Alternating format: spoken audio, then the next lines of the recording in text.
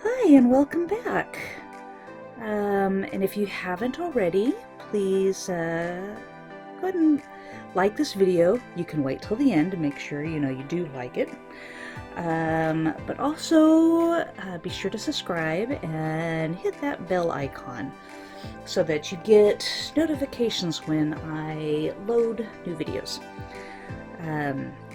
This video is of me painting Lisa. I painted this one at the same time that I painted the last video I uploaded of Tater Tot. They are sisters and were commissioned at the same time. Just little 8x10 watercolor paintings.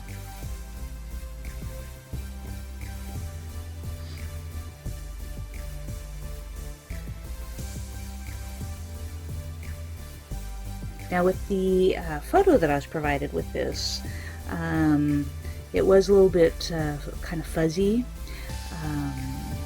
and a lot of heavy shadows across the face of Lisa. So I did have to kind of, what's the word?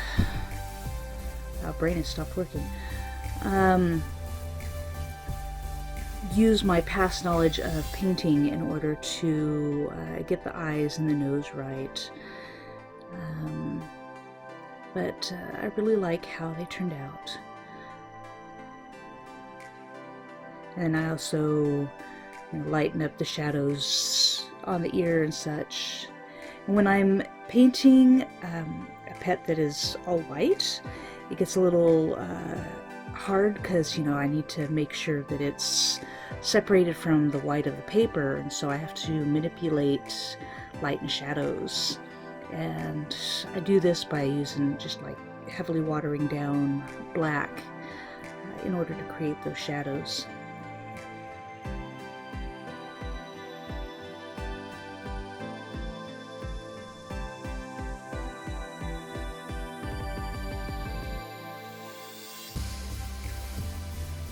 Now, I had said on my painting of Tater Tot how the eyes are like the most important part of the painting, and then from there I'll go to like the nose and then the mouth / tongue and the ears. With Lisa here, in the photo the tongue was like the easiest to see the details of, and she was just so happy that I wanted to make the tongue the best part of the painting this time round.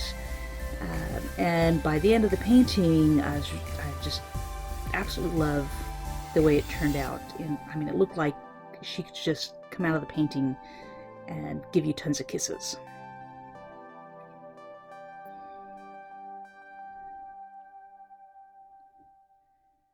So yeah, I spent a lot of time working on that.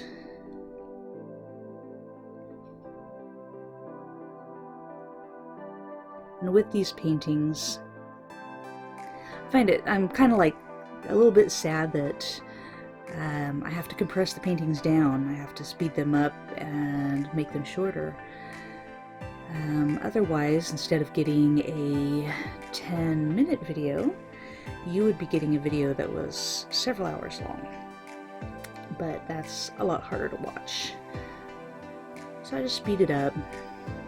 But when it's all sped up like this, the paint just magically starts appearing, and it looks pretty cool. I like the effect that creates.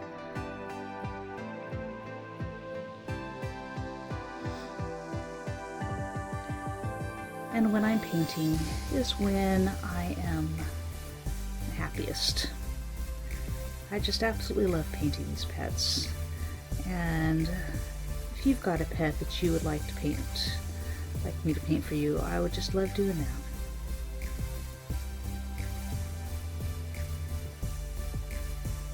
You can see here with the eye, when I add the highlight to the eye, that's where it just comes alive. That sparkle of joy, and I find it really interesting how you can paint the eyes really, really well, but they just look flat until you add that white sparkle in there. And that's where it's like you can't help but smile because you can see the life and the joy in there.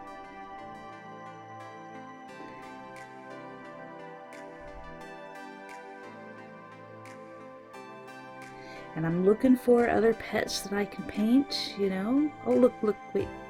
There's the sparkle appearing right there. See? Boom, it comes out.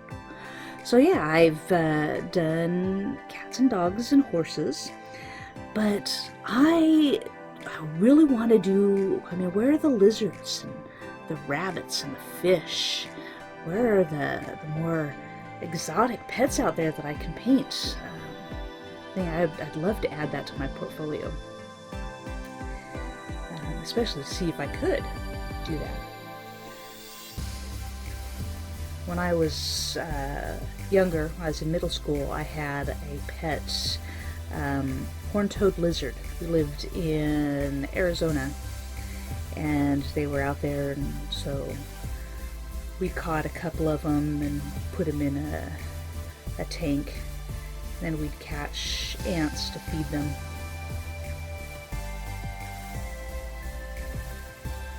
I wouldn't recommend catching a wild horned-toed lizard, though, to have as a pet. It's not something I would definitely do nowadays.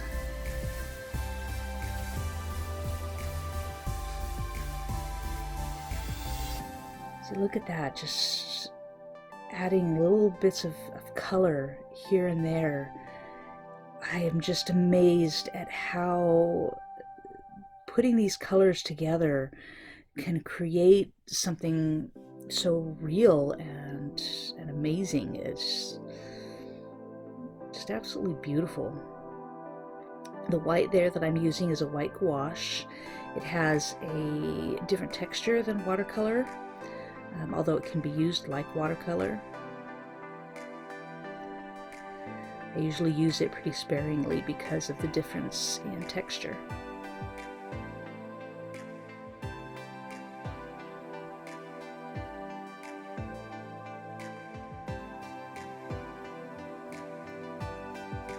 Oh, and with Lisa, so when I have like fluffy white dogs, sometimes I have a tough time putting in all of that fluff and making it noticeable.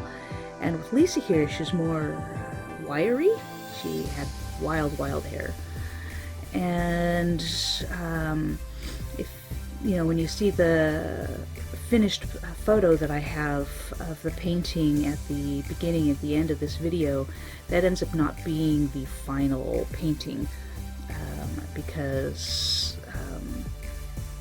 I hadn't made her quite as wild with extra wild hair just coming off the top of her head. She had this little curl that needed to be put in there, and so I got that painted in and then forgot to take a photo of that after it was done. I use a white gel, getting all tongue-tied here. I use a white gel pen to add more of the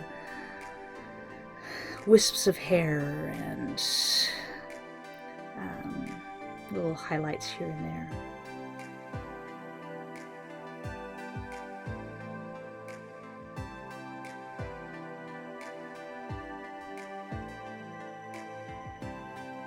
Well, I hope you enjoyed the video. I enjoyed making it. By the way, here I am painting with a natural hairbrush to try to add some more of the wild hair. The natural hairbrush, though, leaves little bits of hair shedded all over the place, and so I have to wait until after the painting is dry in order to brush those off. So I try not to use it quite as much. Either. Thank you for watching.